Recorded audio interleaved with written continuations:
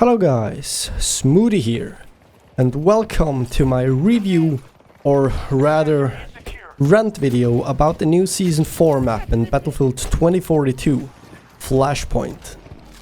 All of my opinions and points of criticism are based on the breakthrough game mode, so please keep this in mind while watching the video. I don't play Conquest personally, but I've heard from friends who do that it's a pretty decent map as long as you play the 64-player Conquest mode. 128 players seem to be too crowded for this rather narrow and small map. So, breakthrough on Flashpoint. There are so many things wrong with it, I don't even know where to begin. Please excuse the boring gameplay as well. It's really hard to get any decent footage on this map. It's a solid mix between nothing going on and so many explosions, the screen is violently shaking all the time. Honestly, I was going through my gameplay and at one point I opened the scoreboard and I had 49 kills with 10 deaths. But none of the footage was really usable. Let's start with the vehicles, I guess. This is going to be a bit of a rant about vehicles across all breakthrough maps on Battlefield 2042, so if you are only interested in the Flashpoint Takes, please refer to the timestamps in the description and skip ahead. I really don't know what it is with DICE and their desire to pack every map on every game mode full with vehicles that just add to the carnage and chaos. The game is bloated as it is with all the gadgets and specialists. The explosive spam is out of this world. It doesn't need 6 vehicles on top of it.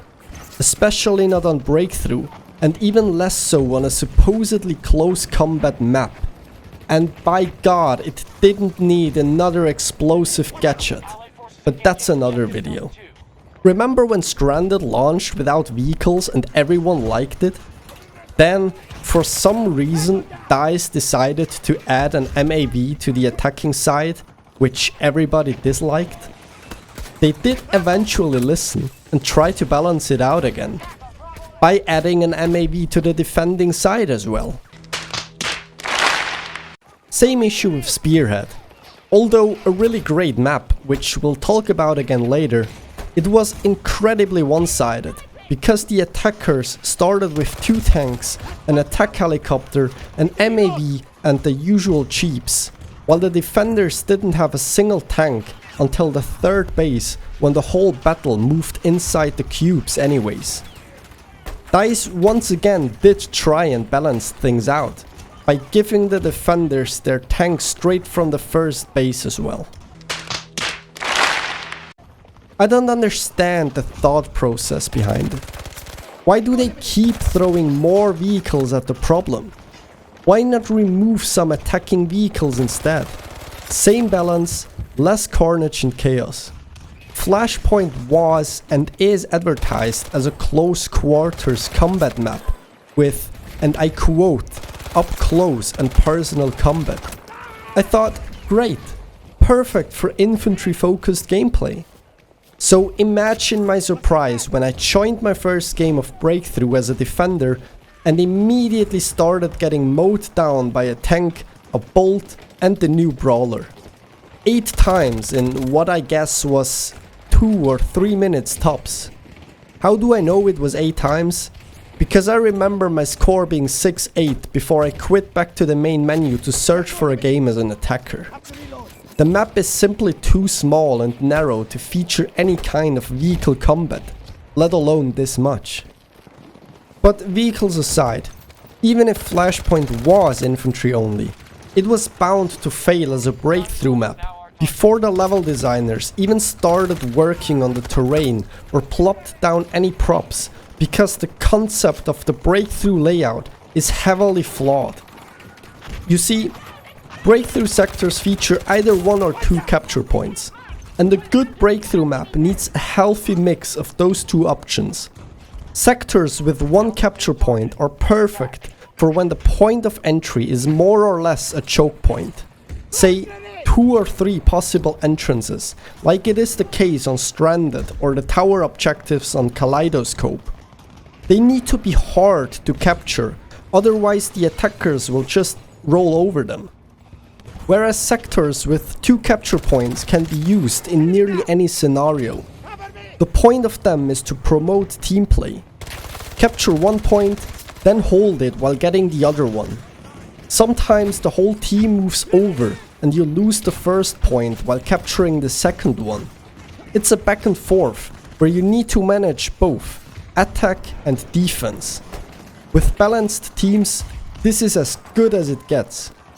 This is why Spearhead was such a great breakthrough map. Look at its capture points per sector. 2-1, 2-1, 2. And the single point sectors weren't always easy to take either, as the capture zone was relatively small, attackers had limited cover, and it was nearly impossible to drive a tank onto it without getting blown to pieces immediately. Compare that to Flashpoint, and you see why it was never going to be a good breakthrough map. 1-1-1, 2-1. Just one sector with 2 capture points that even act more like 2 single points due to how they're set up. Once you have the first one, it's almost impossible for the defenders to get back at it, as they can't really avoid the second point at all. And the 4 single point sectors aren't exactly hard to cap either. They offer large zones with plenty of cover. Just roll your tanks in there, hide them behind the containers where they can't be touched by the defenders, and sooner or later you'll fill the cap and move on to the next one. I can't count the amount of times we've reached the 3rd base in less than 5 minutes because of how easy it is to steamroll defenders with these single point sectors. I had high hopes for this map after they did such a great job on Spearhead. It looked like they finally remembered how to level design and created a map that worked well on both Conquest and Breakthrough. But it seems as if DICE hasn't learned a single thing from all the reworks and previous maps they released, as this one is one of the worst, if not the worst breakthrough map on Battlefield 2042. As someone who mainly plays Breakthrough, this pains me to say. Flashpoint also suffers from the same disease as Manifest. There are too many roofs and buildings to camp on. There are so many levels and angles to watch out for. Everything just seems so chaotic all the time. The map is also very narrow, but too open at the same time. It doesn't even make sense. Sometimes defenders can flank and camp at positions that are out of bounds for the attackers. And sometimes attackers can flank and camp positions that are out of bounds for the defenders. It's just an overall badly designed map. I could rant on a little longer, but you get the idea. The only glimmer of hope at the end of this ordeal is that the Season 5 map is a reworked map from Battlefield 4. Not too much they can do wrong there. Right, DICE? DICE? Anyway, if you enjoyed this video, as always, please like and subscribe, and let me know what you think about Battlefield 2042's Season 4 and Flashpoint in the comments below. Have a great week, and I'll see you next time.